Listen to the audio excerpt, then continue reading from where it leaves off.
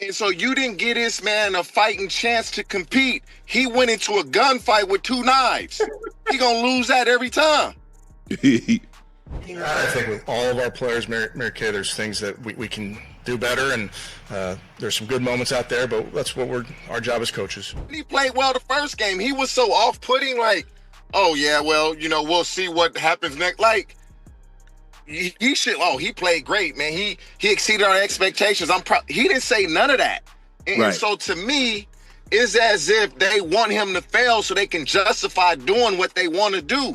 Browns insider TJ Houshmandzade has rung the alarm, declaring that fans are now pushing hard for the team to move on from Kevin Stefanski.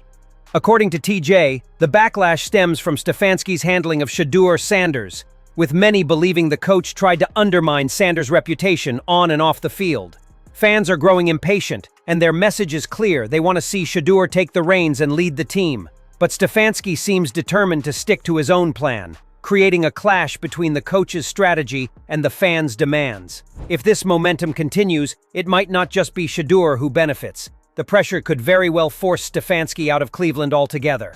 The question now is, how long can the coach hold on as the fan base grows louder and more insistent? But before we get into all the chaos and what it means for Shedeur Sanders' future, smash that like button and subscribe to our channel, because your support helps us keep exposing the truth and backing the players who actually deserve a chance. The fans gonna be saying, Shedeur our quarterback. Shedeur should be our starter. Shedeur should be the guy that starts game 1, week 1. Look what he did. They didn't want that to happen. And I don't know what's going on with Kevin Stefanski. It's almost as if, and I don't even want to say this, but I'm gonna say it anyway.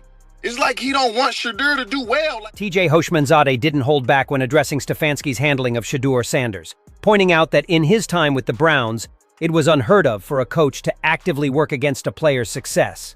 Yet, Stefanski's actions suggest a personal bias against Shedeur, a sentiment TJ described as obvious. He warned that if this perception continues to grow, the pressure on the Browns' front office to make a change could become impossible to ignore, potentially forcing the Haslams to step in to protect both the team's future and give Shedeur the opportunity he deserves. TJ also highlighted that this isn't an isolated issue.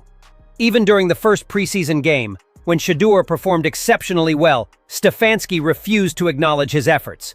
And now, with recent events, it seems the coach is intent on shifting blame onto Shedeur, almost as if to validate his own decisions and undermine the quarterback.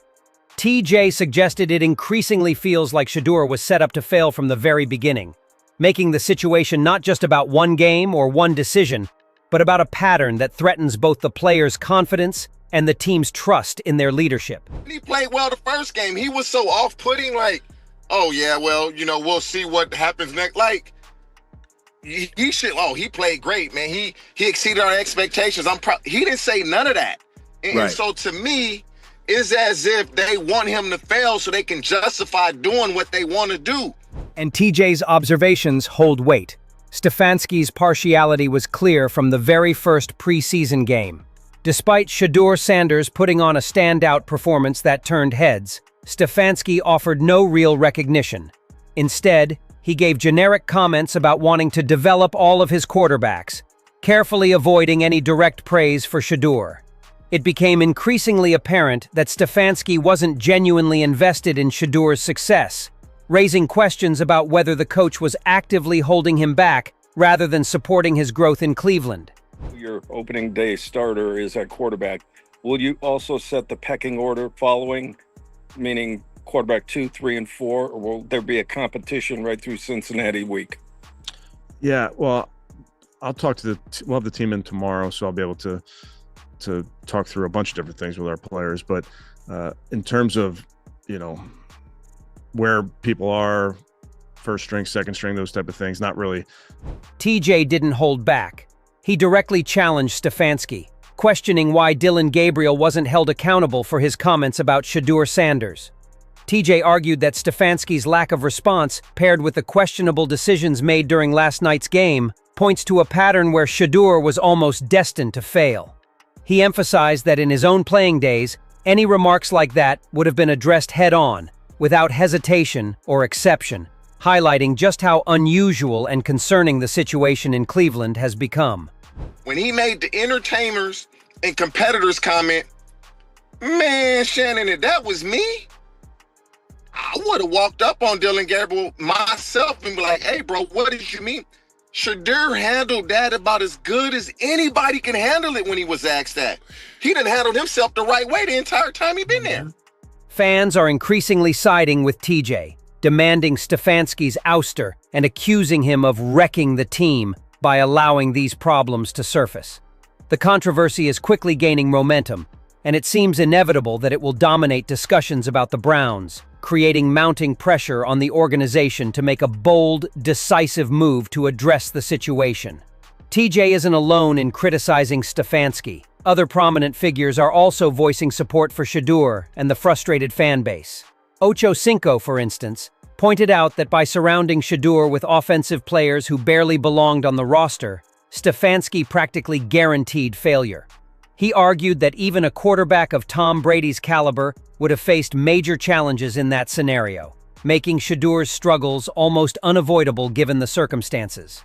Ocho Cinco also cautioned that some of the Browns' paid critics would likely start labeling Shedeur Sanders as a failure, dismissing him as merely a fifth-string quarterback. However, he stressed that the real issue, Stefanski placing Shedeur in a situation set up for failure, would mostly be ignored. Despite the mounting backlash, Ocho argued that this seems like a deliberate effort to undermine Shedeur, showing that some are more focused on tearing him down than acknowledging the true reasons behind his performance. The nuances. Listen, we see it.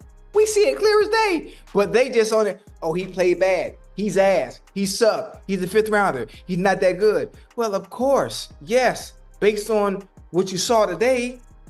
But we're trying to tell you why it looked that way. Skip Bayless also joined the conversation, blasting the Browns for their handling of Shedeur Sanders and describing their approach as the absolute worst way to manage a talent like him. He pointed out a troubling pattern, emphasizing that Stefanski and the organization have consistently mishandled Shedeur. According to Skip, this isn't a single mistake. Shedeur has repeatedly been denied the opportunities and support necessary to succeed. The way the team has treated him has only added to the pressure, making it increasingly difficult for him to perform at his best. I'm outraged, I'm sickened, and I'm saddened. By the way, Shedeur continues to be treated in the National Football League, now by those sorry-ass Browns and sorry-ass Kevin Stefanski. Looking at how things have played out, it's becoming clear that Shedeur Sanders was set up to fail from the beginning. Stephen A. Smith made a pointed remark when Shedeur started his first preseason game, and it feels even more relevant now. He said, "The Browns were setting up Shedeur Sanders for failure, and given everything that's happened since, it's hard to argue otherwise." From the limited, meaningful reps with the team to the questionable play calling, the situation increasingly appears orchestrated in a way that made Shedeur's struggles almost inevitable. G. Bush added his perspective, arguing that Shedeur Sanders was never genuinely a priority for the Browns. He highlighted how Shedeur consistently went the extra mile, arriving early, staying late, and putting in the hard work to earn his spot. Yet Stefanski appeared determined to prevent him from succeeding. This has fueled fan outrage, with many now openly calling for Stefanski to step down and hold him accountable for the way he's handled Shedeur. When they're at practice, Shedeur Sanders is not their priority. When he is at practice, he was staying hours beforehand, leaving hours later. TJ's revelation about Stefanski and the Browns carries significant weight, and the fallout from his statements is impossible to ignore. For years, fans and analysts have debated the handling of Shedeur Sanders, but TJ's insights paint a clearer picture. A talented quarterback was placed in situations designed for failure, overlooked despite his dedication and performance. From preseason games to recent matchups, Stefanski's questionable decisions, combined with a lack of meaningful support, have created a narrative where Shedeur's potential was consistently undermined. Other voices, from Ocho Cinco to Skip Bayless and Stephen A. Smith, have echoed these concerns, pointing out patterns of mismanagement and bias that have made Shedeur's path far more difficult than it should have been. The broader implications are clear. Fans are no longer willing to quietly watch as a promising player is mishandled. Calls for Stefanski's removal are growing louder, and pressure on the Browns front office is mounting. If decisive action isn't taken, the situation could spiral further, affecting team morale and public perception. Ultimately, this controversy isn't just about one coach or one quarterback. It's a reflection of accountability, fairness, and the need for leadership that truly prioritizes talent and performance over personal bias. The coming weeks will likely determine whether the Browns act to correct course, or let history repeat itself. What do you think about all of this? Was Shedeur Sanders truly set up to fail, or are there other factors we're overlooking? Do you believe Stefanski's decisions reflect personal bias, or just a different coaching strategy? Should the Browns take action and reconsider their leadership, or is it too soon to make such a move? And most importantly, do you think Shedeur has what it takes to overcome these obstacles and prove his critics wrong? How would you handle this situation if you were in charge? Tell us your thoughts in the comments section below.